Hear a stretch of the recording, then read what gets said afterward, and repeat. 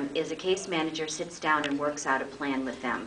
And the first thing we do is we get them into counseling to understand the reasons that led to homelessness. And generally speaking, it's not one issue. There are a number of issues.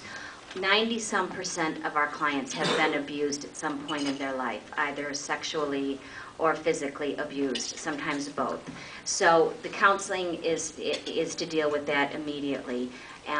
They also, like I said, have substance abuse training. They go to AA meetings constantly. We get them into job training.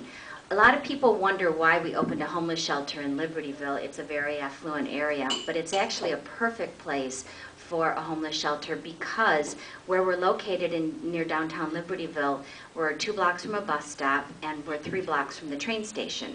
So the women, they have availability to public transportation to get to jobs and all of that. They usually get a minimum wage job at the mall or one of the local stores first and foremost, just to get started.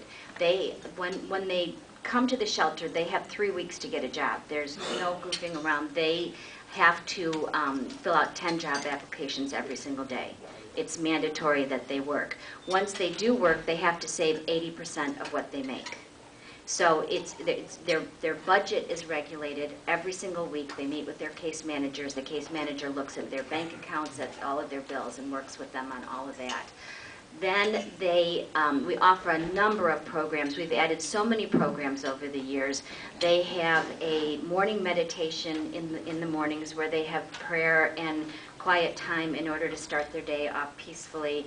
They have job training, computer training, resume writing training. We have all kinds of volunteers that come in and assist with that. We started a nutrition awareness program last year that we got a grant for in order to break the cycle of junk food and fast food in that homeless people seem to take on as part of their life skills.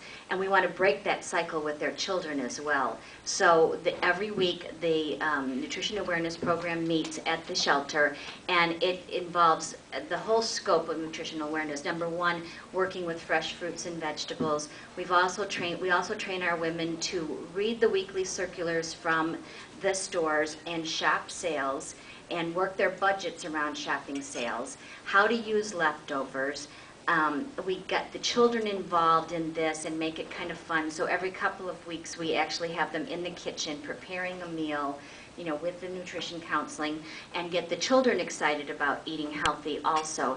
But it's also about eating healthy and working a budget around their nutrition for their future. After our clients have been in our shelter for 4 to 6 months, we move them into our Stage 2 facilities. We have 11 apartments and condominiums in Libertyville that the women can stay in up to 2 years. And the reason for that timeline is because most of our facilities are HUD funded, and that's HUD mandated.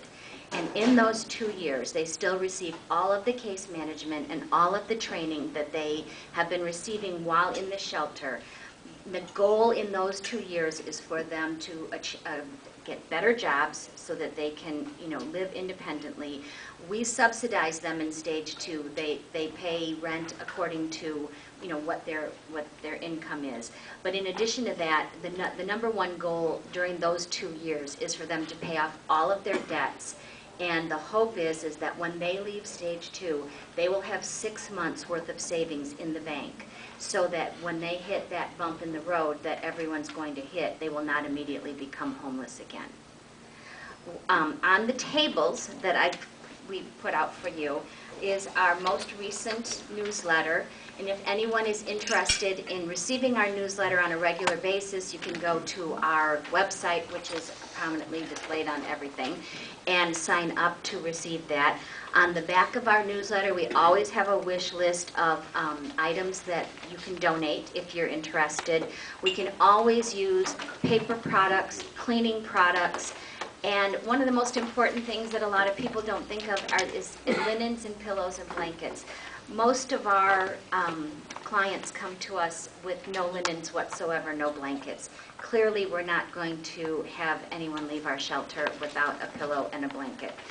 Most of them leave with a lot more than that. But obviously they're going to have the basic necessities. So we go through a lot of pillows and blankets at our shelter.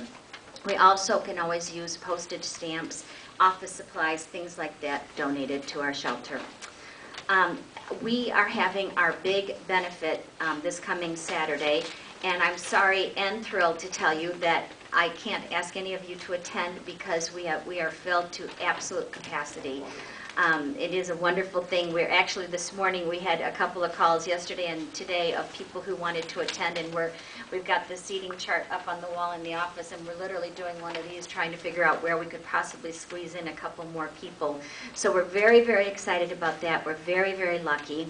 We also are very fortunate in that we have an anonymous donor this year who will match any funds donated up to $10,000. So if any of you care to write a check to the Lake County Haven, $5 will be $10 and $25 will be $50. So we're very, very fortunate to have that as part of our money making, because our gala that we have once a year generates about 25% of our working budget for the year. So it's very, very important to us. The other thing that's on your table that is really exciting is this brochure right here. Last year was the first year that we started this. We have a raffle. This year we're giving away, hopefully, a BMW Z4. Raffle tickets are $100. We are selling a maximum of 600. We have to sell a minimum of 450 in order to give away the car.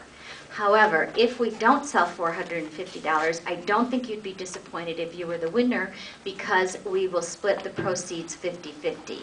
Now, last year was our first year doing this, and we didn't have a lot of lead time, so we didn't sell as many tickets, enough tickets to give away the car. So the winner last year took home $23,000. So it's not really a bad deal if we don't actually sell enough tickets for the car, although some of you may want to get a Z4. So if you do, you could purchase 100 raffle tickets, and then we'd be there and you would definitely get the car. So that's something, if you're interested, we'd love for you to purchase a raffle ticket and hopefully win a car or a great amount of money, and it will make a great amount of money for the Haven as well. Does anyone have any questions? Yes. Perhaps you said, but I didn't hear. How do people find you, or how do you find people to be? Thank you for asking that. Actually, in Lake County, we are very fortunate. We have an organization called the